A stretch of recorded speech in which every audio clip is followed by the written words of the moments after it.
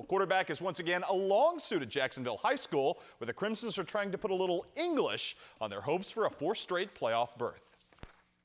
His legs are definitely his best asset, and he really has a good grasp of our offense. He's only the second quarterback in our school's history to win a playoff game, and he replaced a pretty good one in Brian Anderson. So I think going into this year, he's not worried about being the next Brian Anderson. He's worried about making Patrick English better himself. I always joke with people, I'm a running back that can throw a little bit. I'm very confident in everybody, the offensive line, defensive line, everybody on the defense, everybody on the offense. Our backfield is looking very strong, and we just want to get out there and show what we can do to everybody.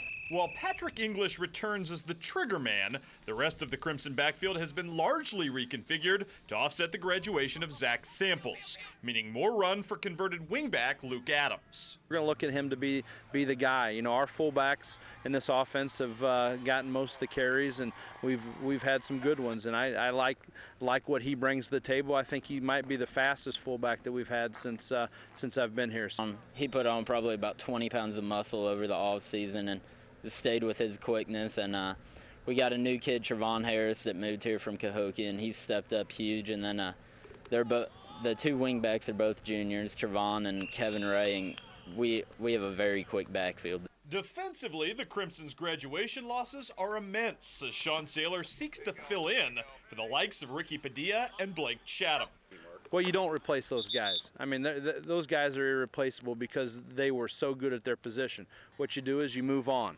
And I've got guys like Brandon Burgess that are stepping in that spot, guys like Kyle Mullen that move from linebacker down to defensive end spot, that bring a lot to the table. And if you worry about replacing guys that aren't there, you don't do justice to the kids that you got in the program. They're going to be expected to play at a high level. They'll bring a little bit different style, a little bit different personality to the positions, but we expect to have the same production. I think we can be just as good as last year or better.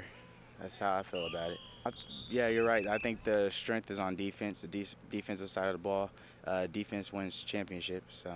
And our offense, we've gotten a whole lot better. We've added a couple people, so I think we're going to be a big-time playmaking team this year. It's a coaching cliche, but our goal is to go 9-0 and win the state championship once we get in the playoffs every year.